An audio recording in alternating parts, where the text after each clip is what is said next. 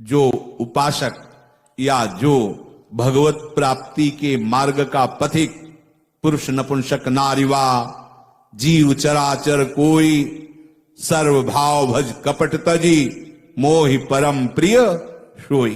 कोई भी, बहुत ध्यान से सुनना, ये बड़ी सूक्ष्म बातें हैं। प्रभु जो उपासक क्षण क्षण पर बड़ी उत्सुकता हृदय में रखता है, ये उत्सुकता कब होती है? संबंध से उत्सुकता होती है। जब हमारा किसी से ऐसा संबंध हो जाए हृदयगत, चाहे वो दास बनने का हमारे स्वामी ऐसे, या मित्र बनने का हमारा यार ऐसा, या कांता भाव हमारे प्रीतम ऐसे, या जो जिस भाव वाला है, जब भाव संबंध हृदय में होता है, अरे हमारे ऐसे मालिक हैं, हमारे ऐसे मित्र हैं, हमारे ऐसे प्रीतम हैं, हमारे ऐसे स्वामी हैं, बस उत्साह प्रारंभ हो जाता है। ऐसे प्रीतम, जैसे संसार में किसी का कोई बड़ा अधिकारी, पदाधिकारी, धनी मानी, लोकप्रिय मित्र हो जाए, या अपने पास वो सेवा में रख ले, या जो भी संबंध से, तो उस संबंधी को ठसक रहती है कि वो अमुक अमुक पदाधिकारी है, अमुक अमुक ऐसा। और अनंत ब्रह्मांडों का स्वामित्व श्री लालजू के चरणों में झुका रहता है। जितने भी अनंत ब्रह्मांडों में ईश्वर कोटि के महापुरुष हैं, सब प्रभु के चरणों की ही शक्ति से हैं, और वो प्रभु हमारे स्वामी जी के अधीन है। जाके अधीन सदाई सांवरो, या ब्रज को सिरताज हमारे माई श्यामा जू को। अब बोलो उत्सुकता, कैसी उत्सुकता होगी? फूले फूले घूमोगे, ओ हमारी स्वामी जू, हमारी प्रिया जू, हमारी श्यामा जू, जिनके अधीन अनंत कोटि ब्रह्मांडों के स्वामी है। ओ कितना बड़ा वैभव हमारे स्वामी का है, कितनी बड़ी महिमा हमारे युगल सरकार। वो फूला रहता है, हर समय इस फूलन में फूला रहता है। महाआनंद बोध, महाप्रेम उसके हृदय में। पर अभी परिचय नहीं मिला है ना, तो जो भगवत प्रेमी महात्मा जन परिचय सुनाते हैं, कम से कम सुन करके आप उसे हृदय में तो धारण करें। श्रवण से जो आपके हृदय में महिमा प्रभु की जा रही है, उस पर विश्वास तो कर लीजिए।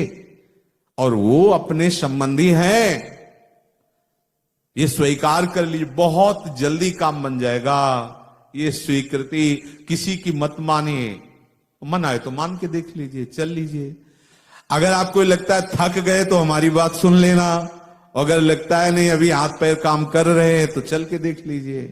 जब आपको लगे अजात पक्षायु मातरम खगा, बस भैया हार गया, तो आ जाओ, हरिप्रिया आपके स्वागत के लिए है, आ जाओ, इनके चरणों का आश्रय ले लो। जो उपासक बड़ी उत्सुकता से क्षण क्षण में मेरे ऊपर बहुत कृपा है, मेरे ऊपर बहुत कृपा है। देखो, ये भगवान व्यास देव जी, श्री सुखदेव जी, बड़े बड़े महापुरुष अनुभव करके कह रहे, जो उपासक क्षण क्षण में उत्सुकता, हमारे ऊपर बहुत कृपा है। अहो भाग्य, मेरी स्वामिनी बन गई लाडली जू, मैं इनकी चरण दासी। ओहो, मेरा तो संबंध श्री जी से।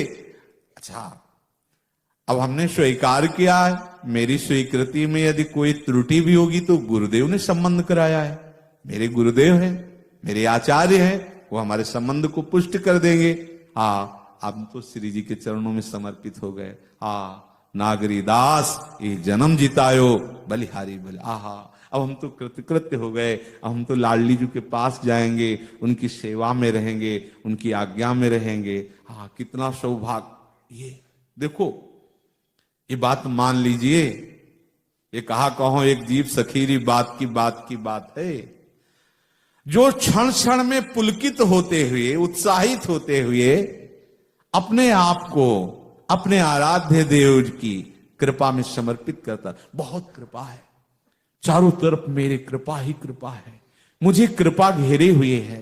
यद्यपि मैं बहुत अधम हूं, पर प्रियाजू की कृपा, गुरुदेव की कृपा मेरे पर बरस रही।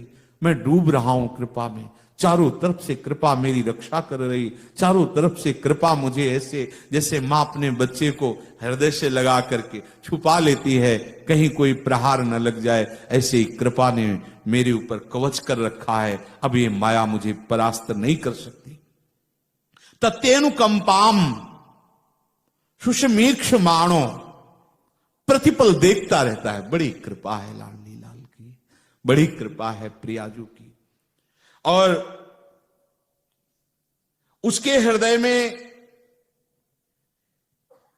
जब कोई दुख आता है, प्रतिकूलता आती है, तो कोई निंदा करता है, कोई अपमान करता है, या कोई स्तुति करता है, प्रशंसा करता है, अनुकूलता आती है, समझता है मेरे प्रिया प्रीतम का कोई विधान है, कुछ किया होगा शरीर के द्वारा पवित्र आचरण, उसी का भुगतान हो रहा है। प्रभु की हमारे ऊपर बड़ी कृपा है। ये ऐसा न समझे कि प्रभु ने प्रतिकूलता दी तो हमसे नाराज है। नहीं, ने कहूं न रिश कहूं, भूली हूं न होत सखी, रहत प्रसन्न सदा, ये मुखाश है। सुकुमारी प्यारी जो कभी नाराज नहीं होती। ये जो हमें दंड मिल रहा है, ये भी उनकी कृपा है। अगर हमारे कर्म का पूर्ण दंड मिलता तो दुर्गति हो जाती, लेकिन ये दंड आया है, पर इसके साथ इससे बढ़कर दुलार प्यार भी है। इसीलिए हमको प्रतिपल ये मानना है हमारे ऊपर बड़ी कृपा है। जो भी दुख सुख आवे, निर्विकार भाव से उसे सह लेना। अगर संपत्ति आ रही है, अनुकूलता आ रही, सुख आ रहे, तो हर्षित मत हो, हर्ष विकार हो जाएगा। अगर सब कुछ नष्ट हो रहा है, लोग निंदा कर रहे हैं, कोई हमारा साथ नहीं दे रहा, तो दुखी मत हो, शोकित मत हो। मेरे प्रभु की कृपा है। दोनों में जो कृपा को देखता हुआ निर्विकार भाव से दुख सुख को भोग लेता है और प्रेम पूर्ण हृदय से, गदगद वाणी से, पुलकित शरीर से बार बार एक कहता, प्रभु मैं आपकी शरण में हूं। नाथ देखते रहना, कहीं ये मन विचलित न कर दे। प्रभु आप देखना कभी आपसे विमुख न हो जाऊं, बिशरी हो ना बिशारी हो, यही दान मोहि देव। देख लेना लाडली लाल, मैं कहीं आपको भूल न जाऊं। बार बार प्रेम हृदय से, गदगद वाणी से अवनत होकर शरणागत हुआ, बार बार शरणागत होता रहता है, प्रभु मैं आपकी शरण में हूं।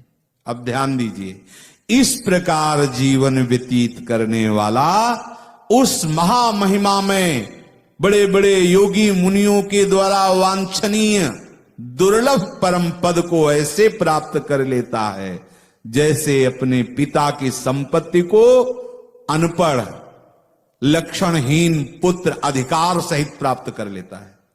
समझ रहे? पिता की संपत्ति पर अनपढ़ है, सब लक्षणों से हीन है, पर अधिकारी वही पुत्र बना जो उस पिता का है। पड़ोसी का लड़का खूब पढ़ा लिखा है, खूब गुणवान है, तो वो उसकी संपत्ति का अधिकारी नहीं बन जाएगा।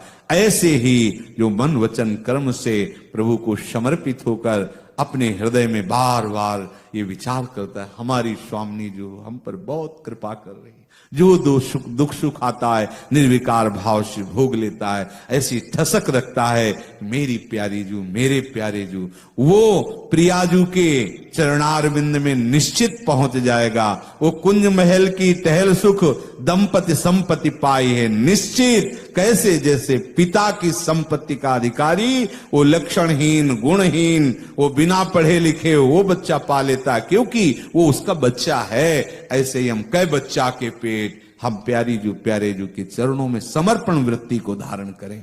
ये बहुत बड़ी समर्पण वृत्ति, बहुत बड़ी बात है। इसे हृदय में यद्यपि अहंकार वृत्ति होने के कारण धारण करने में थोड़ी कठिनता पड़ेगी, पर यदि सत्संग मिलता रहा और उसका मनन करते रहे, वृंदावन की रज का सेवन करते रहे, तो यही वृत्ति केवल रह जाएगी, केवल समर्पण वृत्ति ही रह जाएगी और सब अंतर्ध्यान हो जाएंगे, सब भस्म हो जाएंगी अन्य वृत्तियां। एकमात्र वृत्ति प्यारे जो की चरण शरण की रह जाएगी।